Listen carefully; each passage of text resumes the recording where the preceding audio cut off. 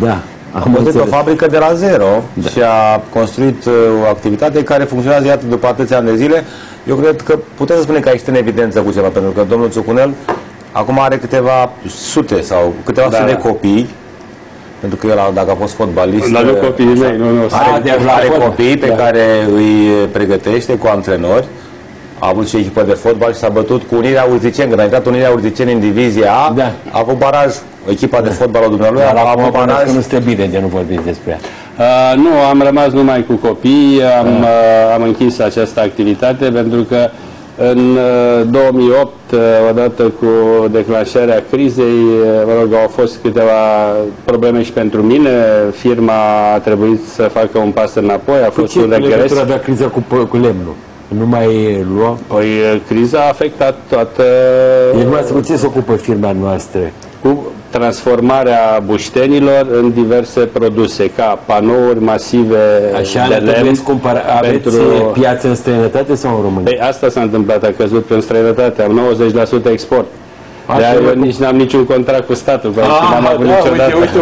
Uite un om, asta, n-am avut niciodată. Eu sunt pentru un Champions League, așa, sunt într-o competiție internațională extraordinară.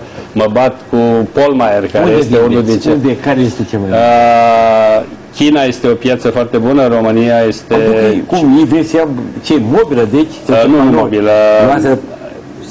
Semi-fabricate. Semi-fabricate. Apoi Dubaiul, Emiratele sunt o piață foarte bună, acolo încă sunt determinat multe construcții, multe hoteluri și au nevoie. Lemnul, dacă ne uităm în orice locuință sau hotel sau un aeroport unde ne mișcăm, de lemn este foarte mult nevoie și lemnul masiv este din ce în ce mai căutat. Eu prelucrez fag și stejar și sunt produse valoroase acestea. Apoi în Austria am clienți foarte buni. Acestea trei piețe a Emiratelor, a Chinei și Europa sunt piețe importante și peste 90% din această producție a mea merge acolo. Da. Este și acesta o luptă să fii în această piață și piețele astea au căzut atunci, au căzut. Și a trebuit să schimb clienți, a trebuit să schimb produse. Un an și ceva am luptat, am umblat prin lume până când am găsit noi direcții și produse noi. Și am revenit în anul următor, în 2010, am fost deja la nivelul anului 2008, 2011 l-am depășit. Ați ieșit din criză? Sigur, 2011 am depășit, 2010... Se simte și la nivelul celor care, partenerilor noastre de afaceri? Încep să au crescut. Da, sigur, ei au ieșit întâi și apoi ne-au scos și pe noi. Așa au revenit comerțul. Da, și au revenit am întrebat eu pe domnul Țucunel, sunteți o celebritate, mai puțin cunoscută. Domnul primar, spuneți-mi și vă întreb pe dânsul pentru județul Brașov. Care este, într-un cuvânt sau în câteva cuvinte, structura socială a Brașovului? Adică cu preponderență din cine alcătuit? Adică pensionarii, muncitorii, eu pe fiecare primar îl întreb, ca să pot să văd cu ce... Sigur, avem din toate categoriile, să zic așa. Preponderența, că trebuie să țineți cont când luați decizii. Partea activă, să spun așa, este un pic mai mare, să zic așa, față de partea pasivă, să spun așa. Ce înseamnă partea activă? Cu ce se ocupă? Cei care muncesc. Vă dau eu aici un reper. La Brașov avem 155.000 de oameni angajați, din care 20.000 sunt bugetari. Raportat la pensionari, care sunt 142.000, avem 1,1 persoane active pe pensionar. Pe țară, raportul subunitar e undeva la 0,8 active. Dar în ce domenii sunt? Turism? Păi vă spun tot eu dacă îmi dați voie. Sigur, în domeniul ăsta, sigur, bugetarii... Avem comerțul ocupă 42% din cifra de afaceri. Și industria 33%. La Camera de Comerț am mai multe elemente cu care eu lucrez. Și industria a revenit foarte bine, se află cu 33% din cifra de afaceri, foarte bine plasată. Noi, dacă vom crește la Brașov industria, pentru că până la urmă de aici vine toată dezvoltarea economică. Atunci când faci industrie pe orizontală, dezvolți foarte multe activități cu furnizori, cu clienți, și în același timp se creează locuri de muncă. Faci plus valoare, faci locuri de muncă. O creștere care este foarte posibilă în următorii ani, bineînțeles, cu niște programe pe care trebuie să le generăm și asta simt eu că pot să fac de la nivelul Consiliului Județean. Creștem cu 12% industria și ajungem undeva la 45%, fără să afectăm comerțul, el rămâne și își face activitatea lui, putem să aducem încă 15.000 de locuri de muncă la Brașov, ceea ce va însemna acoperirea necesarului, să spunem, de locuri de muncă. Ce înseamnă această structură a populației preponderente? Că una este să aveți pensionari și una este să aveți populația aceasta activă. Ce înseamnă pentru un primar?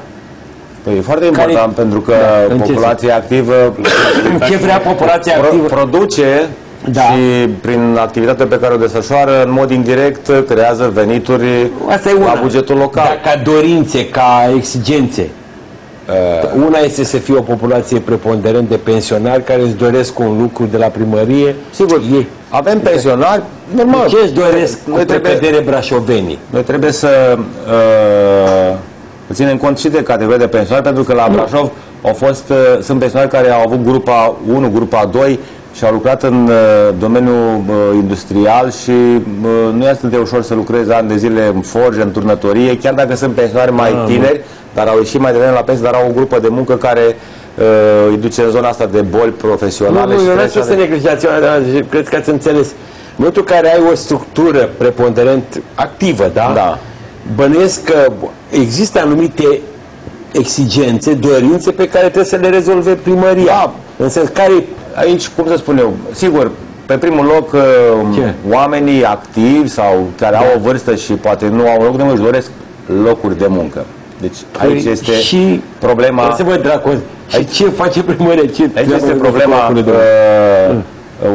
Primăria administrează ce are. Primăria, pe de altă parte, conform responsabilităților din nivel legal, eu trebuie să asigur de la infrastructură și până la servicii care sunt publice, tot ce ține într-un oraș. Da. Adică cetățenul vrea să simtă că trăiește într-un oraș sigur, într-un oraș în care să se simtă în siguranță, unde copilul lui să știe că merge la școală în condiții sigure, să aibă un transport civilizat, să aibă un serviciu de iluminat corespunzător, pentru că dacă ai un serviciu de iluminat reduci infracționalitatea, pentru că asta înseamnă o siguranță în plus, să aibă utilități care să fie la un nivel civilizat și... Întrebare, vă fac, acum bănesc că, sigur că aveți o relație cu electoratul, cu populația. Oamenii sunt conștienți de faptul că locurile de muncă nu depind de noastră sau pun tot pe seama de noastră? Unii înțeleg, chiar acum, în seara asta vin dintr-un cartier. Da? Și în care m-am întâlnit cu foarte multă lume și acolo fel și fel de persoane, și mai în vârstă, și mai tineri.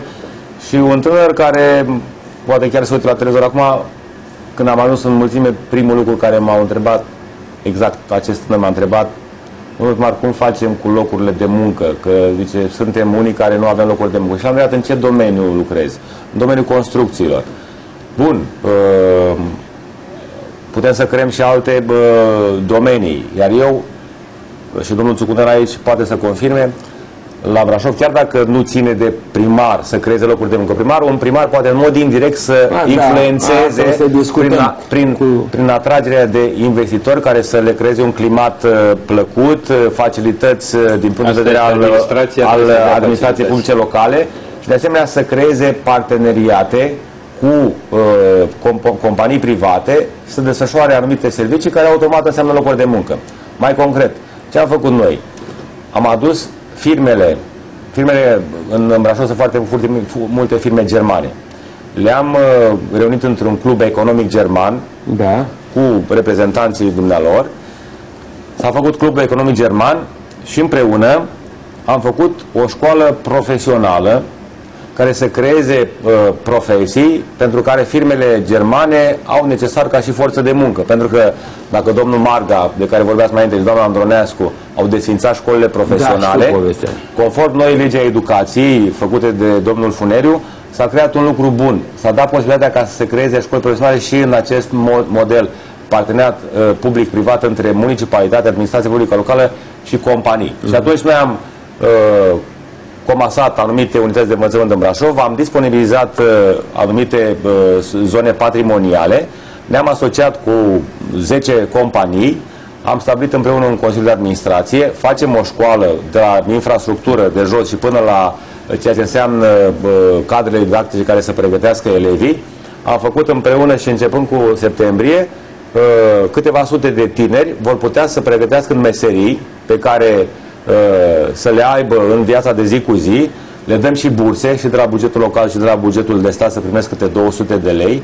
Firmele respective își selectează forța de muncă de acolo, fac contract cu familiile lor și acei copii vor avea o meserie când ies din școală. Ei, în acest mod am creat eu, să spun așa, locuri de muncă cu o implicare a mea ca primar al municipiului Brașov. Și aceasta, de precizat, este o școală de stat. Exact. Este o școală de stat care merge pe principiu 2/3 în primul an, că e pe 2 ani se întinde. Da. Vom avea 22 de școli, vor ieși 700 de absolvenți în fiecare an. Iată o cifră importantă, care vor avea o meserie foarte concret dobândită. Și aici se merge o treime teorie, 2/3 practică, după care în ultimul an este un sfert teorie și 3 sferturi practică. Înțeleg că la un moment dat, în chestiunea acolo de muncă, poți să facă ceva în general. Primarii pot să facă. Pentru că a venit la Brașov, am adus o investiție, Premium Aerotech se numește, este grupul ADS, care franco-german, care a făcut o fabrică la Brașov, la Gimbav și produce componente pentru avioane Airbus. Ei, acest grup a venit la Brașov și a intrat într-un hățiș de natură birocratică, încât au venit la un moment dat și au spus, domnule, noi eram interlocuitorul lor acolo. Da. Și au spus, domnule, dacă nu rezolvăm problemele astea în următoarele 2-3 luni, noi ne mutăm, luăm o decizie să mutăm investiția în altă țară, în Tunisia, poate. Da. Tot ce am făcut, am sunat peste tot, la ministere, la guvern, am sunat și am vorbit atunci la nivel de prezidenție cu un consilier al domnului președinte în care mi-a expus, domnule, avem o problemă, uitați, este important pentru România, nu numai pentru Brașov, pentru că această discuție a purtat-o și președintele Traian Băsescu cu președintele Sarkozy, din câte știu eu, pe agenda discuției la Paris, s-a discutat referitor la această investiție în Brașov și această investiție era pericolul să eșueze pentru că era o birocrație foarte, foarte stufoasă și atunci ce am făcut? Am preluat inițiativa, m-am apucat de treabă, am adunat pe toți, am vorbit și cu domnul prefect și cu celelalte instituții parlamentare, am adunat și am zis, băi, fraților, trebuie să facem ceva pentru că suntem pe care să pierdem o investiție din vina noastră. Am rezolvat lucrurile nu în 6 luni, în 2 luni de zile. Această companie a făcut investiția la Brașov, a creat locuri de muncă și culmea, când au fost să angajeze meseriași, au constatat că nu găsesc specialiști în domeniul pe care ei căutau tratamentiști termici. Da, am înțeles. Și nu au găsit. Și atunci ce au făcut? Da. Au luat oameni din Brașov, i-au dus în Germania, i-au școlarizat și au venit înapoi. Firma a făcut o cheltuială în plus. Să facem o pauză de publicitate, apoi să vă pregătiți, că vreau să vă întreb în ce măsură un președinte de Consiliu Județean ce poate să facă el. Poate să facă multe. Să discutăm pauza de publicitate.